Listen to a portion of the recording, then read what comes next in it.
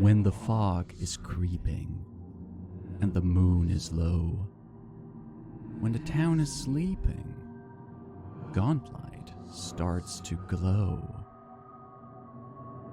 That's when she arises for her midnight lunge. Naughty kids are prizes for her teeth to crunch. But if you obey me and obey the rules, you're safe from Belcora.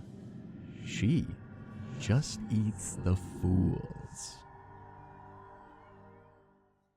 Hello and welcome, fellow Game Masters, to this video about Abomination Vaults, an adventure path for Pathfinder 2nd Edition.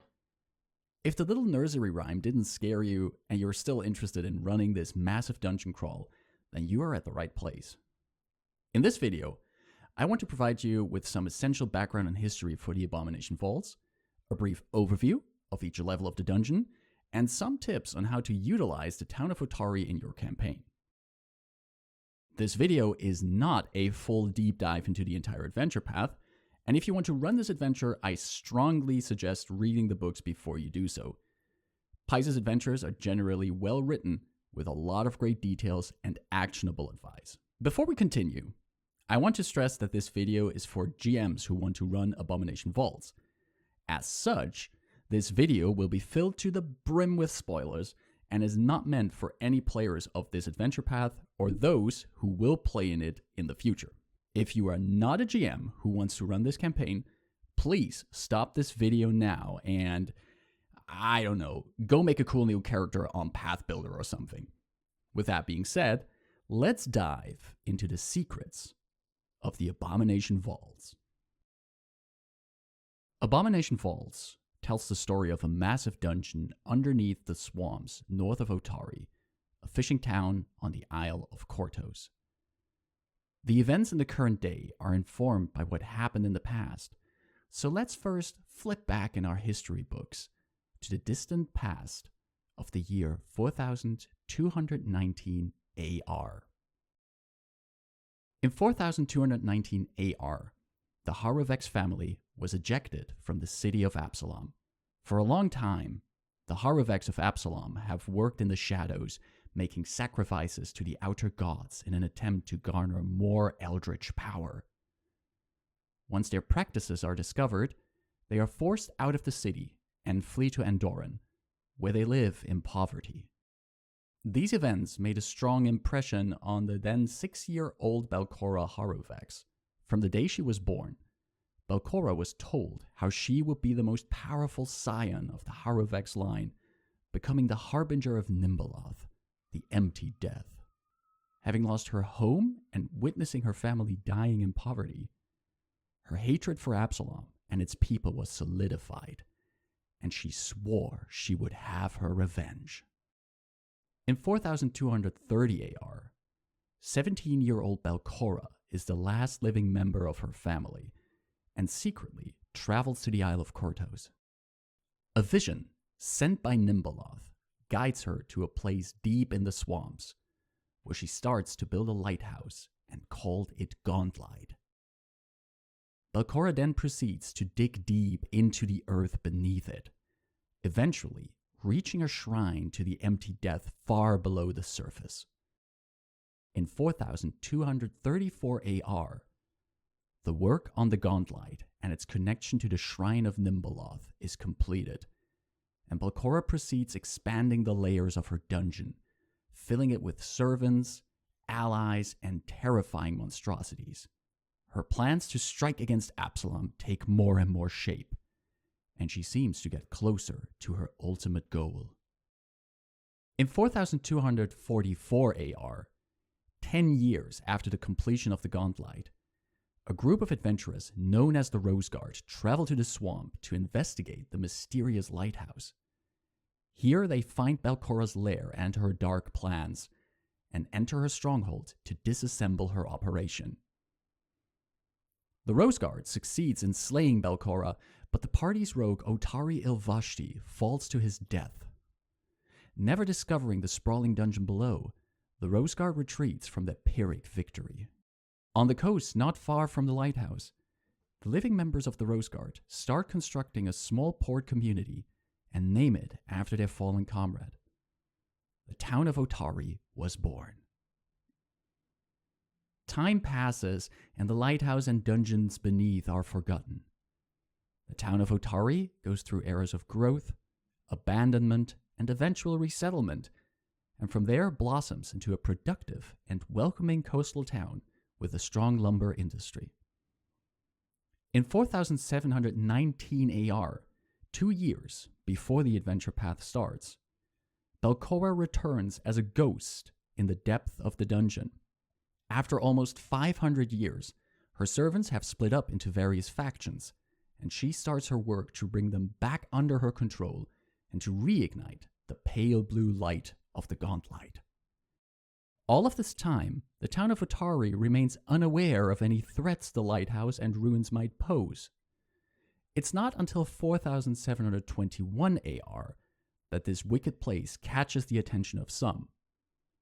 In that year, a tribe of Midflits that inhabited the upper levels of the dungeon is driven upwards by Morlocks, who are urged by their Ghost Queen to take action and rise to the surface. A pale blue light also appears in the cupola of the ancient lighthouse. It is in this year that our player characters are gathered by the tiefling Rin Savinci to venture out into the swamp and see what secrets lie in the ruins of Gauntlight.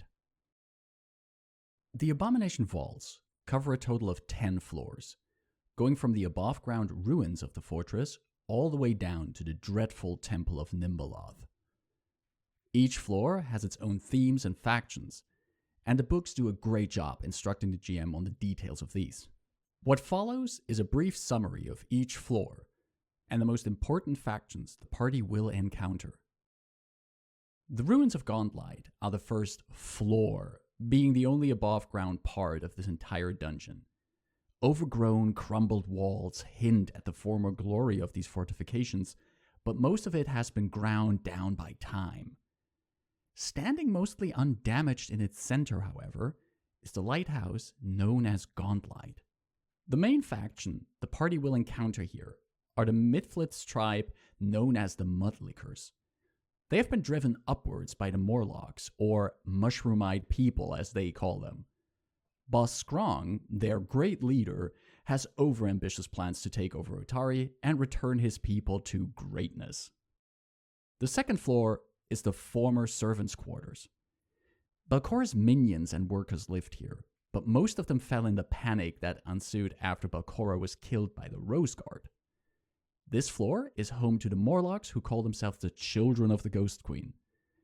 When Belcora's ghost returned, these Morlocks ventured upwards to prepare the way for their mistress. In doing so, they came in conflict with the ghouls of the third floor and the Mudlicker Midflits. Their leader, Grolgust, believes that showing how loyal he is to the Ghost Queen will bring great rewards to him and his people. The third floor is the library, and home to the cult of the Canker. Former living librarians and scholars in service of Belcora, these academics turned to cannibalism when their food supplies ran low, and venturing to the surface might have drawn the attention of the Rose Guard. Ghoul fever turned them into ghouls, a fact these intellectuals barely noticed. Today, they work to gather cankerous flesh to fuel the full return of their mistress, and are always happy to induct new members into their very special book club. The fourth floor once was Belcora's personal retreat. When the Rose Guard arrived, Belcora was entertaining guests here, which she ordered her chef to poison while she battled the intruders. While one of the smaller floors, it is also one of the most lavishly decorated ones, and until the player characters can assemble the relics of the Rose Guard to breach it, a magical barrier keeps them out of the lower floors. This is also the final floor of the first book, Ruins of Gauntlight. Once the adventurers breach this magical wall, they descend into the fifth floor. This used to be an arena in which Belcora tested the mettle of her minions and prisoners. Whoever proved strong enough would be welcomed into her army. Today, this floor is a dumping ground for the failed flesh-warp creations of the Sugathi Jafaki, who resides one floor below. There is no real faction on this floor, but depending on how the characters handle things, the mummy Shefkim can provide them with information on the dangers that lurk further below. The 6th floor is dedicated to horrifying flesh warp laboratories, and also a tavern with its own rock band. The Sugathi Jafaki has fortified this floor as best as possible against incursions of devils from the 7th floor, and is focused on creating better and stronger flesh warp creatures. The Sugathi sure are the dominant faction here, but the player characters also get a chance to interact with the patrons of the Warped Brew, a tavern where Morlocks and other creatures awaiting their chance to be improved spend their time. Shadow Malice, the band around the Red Folk Rita, might also challenge the adventurers to a musical showdown. The 7th floor is the prison and is ruled by the contract devil Euravian. Stuck in a deal he cannot complete, and afraid to go back to hell without a very specific soul, Euravian has tried to march his forces out of the vaults and towards the purpose they were trained for, attacking Absalom. However, parts of his armor require physical access through the upper floors, and Jafaki, who fears some infernal ruse, is not allowing the devils through. Euravian and his devils rule this floor, but the contract devil sees opportunity in the arrival of the adventurers. They might be his way out of a bargain he is more than done with, and is even willing to remove all of his forces from the dungeon in exchange for their help. All the adventurers have to do is fetch him one single specific soul. The 7th floor also marks the end of the 2nd book, Hands of the Devil.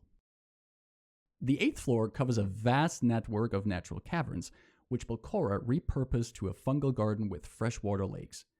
She left the management of these caves to the children of Belcora, a group of deep gnomes enthralled to the sorceress. Since her return, Belcora has put the Naga Vethras in charge of these now undead gnomes, but Vethras is corrupt and mostly interested in the comforts of the creatures inhabiting this floor. Another relevant faction here is the cult of Earthagul, a group of Calignes following the teachings of a god called Earthagul. It is also on this floor that the party will learn about the Fulcrum lenses, a set of eldritch-powered lenses which, when installed in the lighthouse, can channel the full power of it and wreak immense destruction. These lenses, however, will also help the party defeat Belcora, as they can draw the ire of Nimbaloth on whoever they target. The 9th and penultimate floor was dubbed the Hunting Grounds by Belcora, a place where a variety of Darkland communities lived and were, one way or another, brought into an alliance with Belcora. Its inhabitants form a last line of defense against any invaders who seek to enter the Temple of Nimbaloth below. The two most prominent factions are the Urdefan cult and the Drow. Urdefan are vampire-like humanoids, and Belcora convinced them to join her cause through an overwhelming attack on them. Today, the champion of the Urdefan still carries and guards one of the Fulcrum lenses. The Drow of the Hunting Grounds were brought to Belcora's side after she trapped a large number of them. They too hold one of the lenses, and most likely many of them also hold a grudge against what Belcora did to their people long ago. The 10th and final floor is the Temple of Nimbaloth. The peculiar undead Lady's Whisper puts the adventurers through a series of final trials before they have their final showdown with Belcora Haravex herself. This floor is the climax to the adventure path and ends the 3rd book, Eyes of Empty Death.